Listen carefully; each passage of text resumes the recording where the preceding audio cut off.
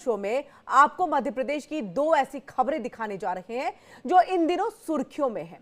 हम इन्हीं दोनों को खबरों को आपको डिटेल में दिखाएंगे और फिर इस पर हम चर्चा करेंगे। तो आपको बता दें कि मध्य प्रदेश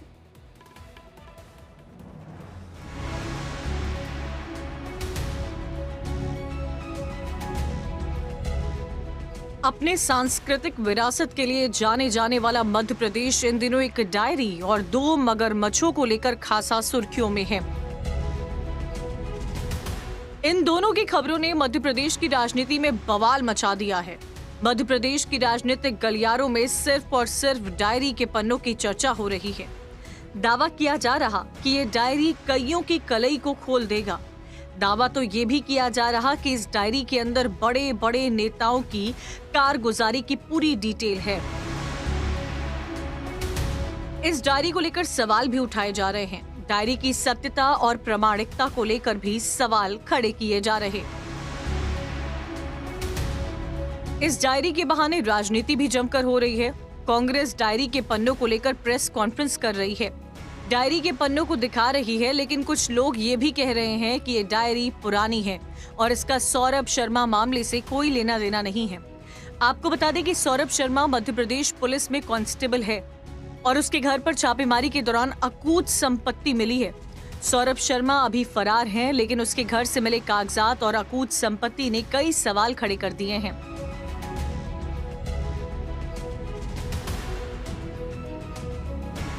वहीं आप जो अपनी टीवी स्क्रीन पर मगरमच्छ देख रहे हैं, इसने भी मध्य प्रदेश की राजनीति को गरमा दिया है।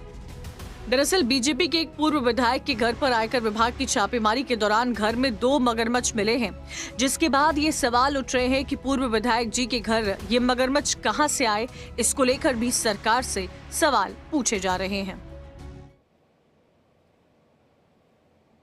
तो ये दो खबर है जिस पर हम आपको विस्तार से जानकारी तो देंगे ही, साथ ही हम इस पर चर्चा भी करेंगे। देखिए, सबसे पहले जो बड़ी खबर है कि सीक्रेट डायरी का राज किनका होगा पर्दाफाश। जहां मध्य प्रदेश के भोपाल के जंगलों में एक इनोवा कार से 54 किलो सोना, 11 करोड़ कैश मिला था। यह संपत्ति पूर्व परिवहन आरक्षक सौरभ शर्मा की बताई गई। अब सौरभ शर्मा की डायरी के 6 पन्ने का खुलासा हुआ है। दावा किया जा रहा है कि ये उसी डायरी के 6 पन्ने हैं जिनका जिक्र छापेमारी के दौरान जांच एजेंसियों ने किया था, जिसकी कार्रवाई अभी भी जारी है। इसी बीच सौरभ शर्मा की डायरी से कई अहम खुलासे हुए हैं, जिसके बाद विपक्ष सरकार पर हमलावर हो गई है। ऐसा भी क्या है एमपी में? आगे देखो एमपी में, एमपी में आगे देखो एमपी में, एमपी में आगे देखो एमपी में। आंखें भागी मूरत छूने, अब कैसा फील हुआ? एमपी में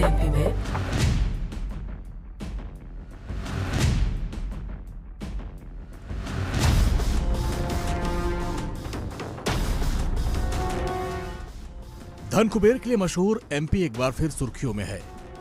प्रदेश में इन दिनों एक सीक्रेट डायरी को लेकर राजनीतिक गलियारों में हलचल मची है। एमपी के पूर्व आरटीओ कांस्टेबल सौरभ शर्मा धन कुबेर निकला, जिसको लेकर एमपी की सरकार फंसती नजर आ रही है। मध्य प्रदेश के पूर्व आरक्षक सौरभ शर्मा के ठिकानों पर छापेमारी में जांच एजेंसियों को करोड़ों रुपए की संपत्ति मिली, जिसकी कार्रवाई अभी भी जारी है।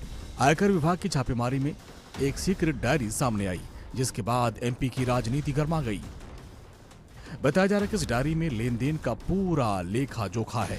कांग्रेस दावा कर रही है कि 66 पन्नों की डायरी अब सिर्फ 10 पन्ने की रह गई। अब सवाल उठता है कि बाकी पन्ने में ऐसा कौन सा लेन देन या राज था जिसे गायब कर दिया गया। कांग्रेस इस पूरे मामले को लेकर हमलावर हो गई है और कहा कि इस डायरी को पब्लिक डोमेन में लाना चाहिए।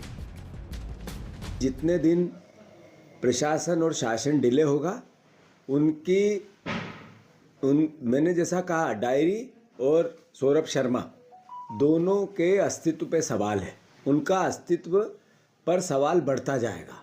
मैं फिर से कह रहा हूँ, सौरभ शर्मा का अस्तित्व खतरे में है, चूँकि डायरी का हिसाब या तो डायरी में है जो लोकायुक्त के माध्यम से सरकार के पास के अधिपत्य में जाती दिख रही है, या फिर सौरभ शर्मा के दिमाग में है कि ये पैसा किसके पास जा रहा है। दो ही लोग हैं वो। उधर बीजेपी कांग्रेस के आरोपों को खारिज कर रही है।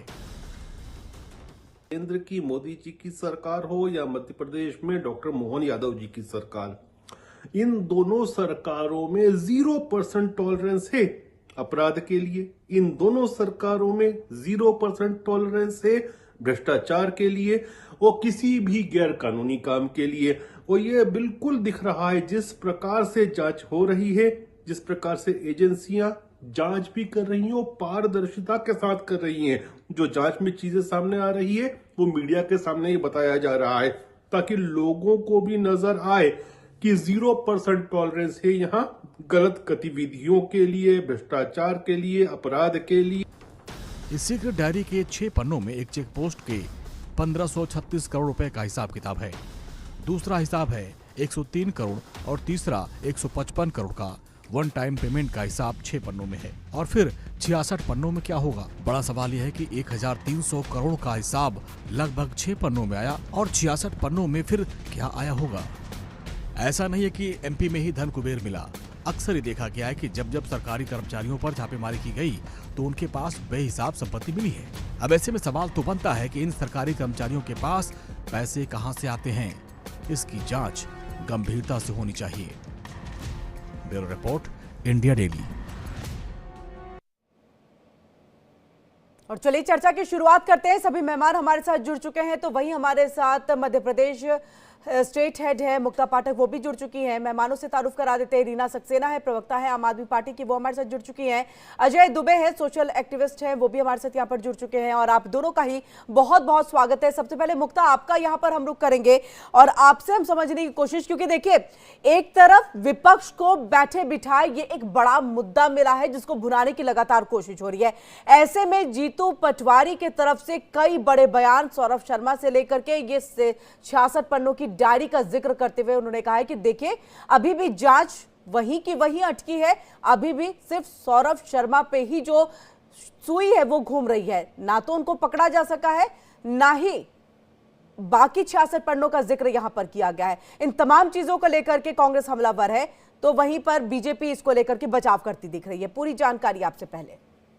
जी बिल्कुल किरण, देखिए ये लगातार जो है कांग्रेस की सवाल उठा रही है, लगातार जो है जीतू पटवारी ये बात को दोहरा रहे हैं कि सौरभ शर्मा की जान को खतरा है। और जिस तरह से उनकी डायरी, जो ये डायरी तथाकथित डायरी के पन्ने जो कहा जा रहे हैं, अब ये डायरी का जो है कि वाकई में सौरभ शर्मा की है या क्या है, लेकिन इसके जो 6 पन्ने मिले हैं उन्हीं में से इतने सारे जो इतना सारा राज निकल के सामने आ रहा है। तो आप ये, जैसा कि आप भी कह रही हैं कि बाकी पन्नों में क्या होगा, तो जाहिर तौर पे जो है लगातार कांग्रेस हमलावर हो रही है और ये कह रही है कि ना तो सौरभ शर्मा मिल रहा है, ना इस डायरी के वो पन्ने, ना जांच जो है उन लोगों तक जा रही है जिनका जिक्र होगा इन पन्नों में। जाहिर तौर पे जब इतनी सारी 3 जांच एजेंसियों ने जब रेड किया है, उनके हाथ में कुछ तो दस्तावेज मिले होंगे, तो वो क्यों नहीं इन अधिकारियों और वो अफसर या वो नेताओं के पास जा रहे हैं या उनसे सवाल किया जा रहा है जिनका जिक्र है ये इन डायरी के पन्नों में है या अन्य जो भी कागजात जो मिले होंगे उनमें होगा। तो जांच आगे क्यों नहीं बढ़ रही है, एक बहुत वैलिड सवाल है, ये बहुत बड़ा सवाल है। लेकिन इसी के साथ मुक्ता, बहुत जल्दी से आपसे हम जानना चाहेंगे कि देखिए ये डायरी जो है फिलहाल इसको लेकर के पुष्टि नहीं है कि वाकई ये सौरभ शर्मा की है या नहीं है। ये कांग्रेस की तरफ से ये डायरी पेश की गई, ये 6 पन्ने जो है वो सामने रखे गए। हम थोड़ी इसकी सत्यता पर आपसे जानकारी चाहेंगे, उसके बाद हम बाकी मेहमानों का यहाँ पर रुख करेंगे। जल्दी से बताइएगा। जी बिल्कुल, देखिए ये तो जो है इसकी पुष्टि कैसे की जा सकती है, क्योंकि कोई भी आधिकारिक तौर पे पुष्टि नहीं कर रहा कोई भी एजेंसी।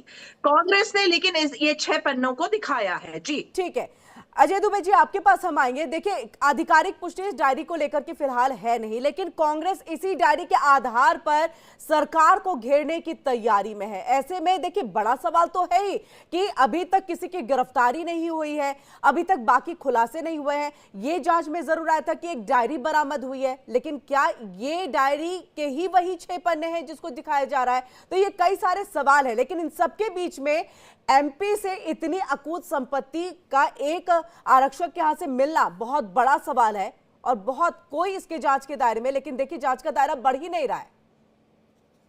किरण, इस मामले में सरकार ने अभी तक डायरी को झूठा नहीं बोला है। भाजपा ने भी इस डायरी और इसके जो भी दस्तावेज सार्वजनिक हुए उनको झूठ नहीं बोला है। ये सब सोशल मीडिया पे वायरल है। जो कांग्रेस की मजबूरी है वो उसको उठा रही है। हमारा पहला क्वेश्चन है कि कांग्रेस सीबीआई जांच की मांग क्यों नहीं करती? कांग्रेस इस मामले को सुप्रीम कोर्ट क्यों नहीं लेके जाती है?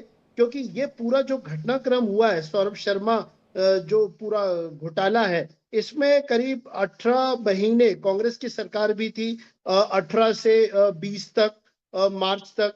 तो इस पूरे मामले में हम ये देखते हैं कि कांग्रेस जो एमएलए हैं वो सब संगठित होकर सड़क पे उतरे और वो बोले कि ये जो दस्तावेज है ये वास्तविक है और इस दस्तावेज के आधार पर वो सुप्रीम कोर्ट जाए। यहाँ पे किरण एक चीज और उजागर हुई है कि जो लोकायुक्त इंस्टीट्यूशन है और जो ईओडब्ल्यू है वो भी प्रश्नों के घेरे में है। जो शिकायतें हैं, जो आज आप लोग को मैं धन्यवाद देता हूं कि डेमोक्रेसी के फोर्थ पिलर ने इस मामले को उठाया। मुक्ता जी ने भी बहुत बेबाकी से इस बात को कहा। मेरा ये कहना है कि लोकायुक्त और ईओडब्ल्यू ने इस पूरे मामले को, जब डॉक्यूमेंट्स उनके पास थे, कार्रवाई नहीं करी है, तो वो भी क्वेश्चन के घेरे में है कि उन्होंने इस वक्त इस पर क्यों नहीं कार्रवाई करी। ये ट्रांसपोर्ट का जो स्कैम है ये सालों से चल रहा है और जो ट्रांसपोर्ट मिनिस्टर, ट्रांसपोर्ट कमिश्नर का जो ऊपर वो लिखा हुआ है, टैग दिया हुआ है, इस पर सीबीआई इंक्वायरी के अलावा स्टेट एजेंसी से उम्मीद ही नहीं कर सकते हैं। ईडी ने इस पूरे मामले में क्यों आपको ये जो तीन तरफ से कार्रवाई चल रही है, ईडी की, आईडी की, ये सारी रेड पे, मतलब इनके ऊपर आपको भरोसा नहीं हो पा रहा है क्या? जो आप ये बात कह रहे हैं कि सीबीआई ही जांच होनी चाहिए इस मामले को लेकर के। एक और सवाल इसके साथ अजय जी मैं जोड़ना भी चाहूंगी जल्दी से। देखिए, आपने ये कहा है कि देखिए बीजेपी ने इसको नकारा भी नहीं है, तो ऐसे में अगर ये डायरी बाहर आई, इसके पन्ने बाहर आ गए हैं जिसके आधार पर कांग्रेस तमाम आरोप और भुनाने की से कोशिश करी है, तो क्या ये माने कि अंदर से कहीं ये चीज लीक हुई है? क्योंकि देखिए सब कुछ जांच का विषय है, इतना बड़ा मामला और ऐसे में डायरी का बाहर आ जाना सवाल खड़े करता है। देखिए, आपको कुछ सालों पहले मैं नितिन गडकरी साहब का एक लेटर याद दिलाना चाहूंगा जो उन्होंने करीब 2018 में लिखा था मध्य प्रदेश को कि ट्रांसपोर्ट विभाग में जो चेक पोस्ट है उन्हें बंद करिए। और उन्होंने ये कहा था कि ये डाकुओं की तरह वसूली करते हैं। उस वक्त मध्य प्रदेश सरकार ने इसको बंद क्यों नहीं किया? नंबर 1। नंबर 2, जब कांग्रेस की सरकार बनी उसने भी चेक पोस्ट बंद नहीं किए। ये दोनों पार्टियां जो है भ्रष्टाचार के मामले पे पूरी तरह मतलब ओपन नहीं हो रहे हैं। ये केवल एक लिमिटेड पोर्शन जो उनके पास जो सोशल मीडिया पे सूची है वो उनको उठाना कांग्रेस की मजबूरी थी, उन्होंने उठाया है। लेकिन हमारा क्वेश्चन ये है कि जो ईडी की कार्रवाई है, जो आईटी की कार्रवाई है, वो क्रिमिनल कनेवेंस को नहीं पकड़ पाएगी। वो उसमें जो सिंडिकेट है, जो ट्रांसपोर्ट पूरा कारोबार चलता था, उसके लिए तो सीबीआई को आना पड़ेगा, एफआईआर दर्ज करनी पड़ेगी और जुडिशियल मॉनिटरिंग में ये प्रोब होनी चाहिए। क्योंकि मध्य प्रदेश में तो सीबीआई भी रिश्वत लेते हुए पकड़ी गई है नर्सिंग घोटाले में। मध्य प्रदेश वो राज्य है जिसमें व्यापम में विसिल ब्लोअर्स ने जब इसको उठाया था, हम लोग भी थे और उस वक्त कई इंपॉर्टेंट लोगों की डेथ हुई थी। तो सौरभ शर्मा की जो जिंदगी है हम तो मानते हैं वो भी खतरे में है, क्योंकि जब इस पूरे ठीक है, इसको लेकर के जीतू पटवारी भी का सवाल जो है वो खड़े कर रहे हैं। वो कह रहे हैं कि सौरभ शर्मा को जो है सुरक्षा प्रदान करनी चाहिए, तभी वो बाहर आ पाएगा। देखिए, यहाँ पर गिरफ्तारी अभी तक नहीं हुई, लेकिन बड़ा सवाल देखिए, अभी भी आपने वो लेकर जवाब नहीं दिया जो मेरा सवाल था कि बीजेपी ने नकारा नहीं है, तो क्या ऐसे में ये चीज लीक हुई है, यानी कि अंदर का ही कोई है जिसने कांग्रेस को ये डायरी जो है, इसके 6 पन्ने जो है वो मुहैया कराए हैं कि इसके आधार पर आप जो ये तमाम आरोप लगा सकते हैं, प्रेस कॉन्फ्रेंस कर सकते हैं? क्या ये हम माने? किरण, ये डायरी मेरे पास भी आई थी और मैंने भी इसको सोशल मीडिया पे शेयर किया था। ये लीक हुई है क्योंकि सौरभ कहीं ना कहीं जहां भी बैठा है वो ये जानता है कि यदि वो डूब रहा है तो वो अन्य राजदार लोगों के नाम भी उजागर करेगा। आपके पास डायरी क्या, तो ये मान रहे हैं कि अंदर से ही कई चीजें लीक हुई हैं? ये इंफॉर्मेशन लीक हुई है और ये अक्सर जब आपराधिक जो सिंडिकेट होते हैं, जब कोई एक कैरेक्टर ओपन होता है तो वो पूरा नेटवर्क ओपन करना चाहता है और वो उसकी शर्त ये रहती है कि मुझे बचाओ अन्यथा मैं सबके नाम उजागर करूंगा। तो ये निश्चित तौर पर किसी इनसाइडर ने ही आईटी को इंफॉर्मेशन दी थी कि उसकी गाड़ी में सोना रखा हुआ है और लोकायुक्त पुलिस ने जो सर्च किया था वो पूरी जगह पे नहीं किए थे, उसका एक घर छोड़ दिया था जहां सोना रखा था। तो इस पूरे मामले को यदि आप बारीकी से देखें तो ये किसी मतलब किसी एक्यूज ने ही इसको ओपन किया है सोशल मीडिया पे, जिससे कि जनता को पता चले कि केवल सौरभ शर्मा नहीं इसमें पूरी चैन है इस पूरे ट्रांसफर घोटाले में। ठीक है रीना जी, एक तरफ जहां पर देखिए अजय जी कह रहे हैं कि कांग्रेस को सीबीआई जांच की मांग करनी चाहिए, जो उनके तरफ से हो नहीं रही है। आम आदमी पार्टी का इसको लेकर के क्या स्टैंड है, किस तरह से देख रहे हैं जो ये डायरी सामने आई है, जो ये 6 पन्ने में तकरीबन 1300 करोड़ की संपत्ति का उजागर यहां पर करते हुए जो प्रेस कॉन्फ्रेंस के दौरान कांग्रेस दिखी, इसके साथ अगर हम 60 पन्ने और अगर लेके आ जाते हैं तो क्या कुछ तस्वीर निकल करके सामने आएगी? किरण जी, आपको और सभी पैनलिस्ट को नमस्कार। और सबसे बड़ी बात यह है कि हम जैसा देख रहे हैं मध्य प्रदेश में, आज से नहीं, जब से मध्य प्रदेश में भारतीय जनता पार्टी की सरकार आई है, बराबर भ्रष्टाचार दिन प्रतिदिन बढ़ता जा रहा है और कई बार उसके खुलासे भी हुए हैं।